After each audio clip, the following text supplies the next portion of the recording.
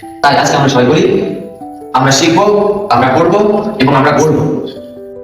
Good morning everyone, আশা করি তোমরা সবাই ভালো আছো। আজকে আমাদের ক্লাসের প্রথম দিন।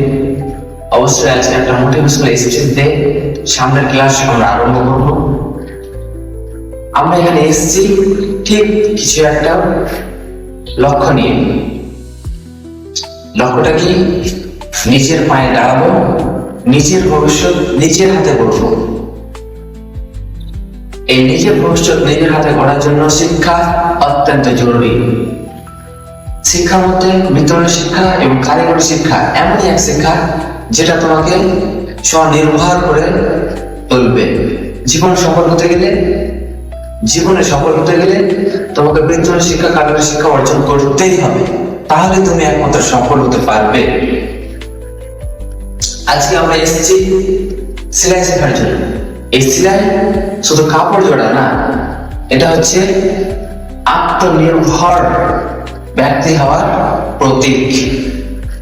আজকের দুনিয়ায় যে কোনো হাতের কাজ জানুক না কেন, সে কখনোই কারোর কাছে হাত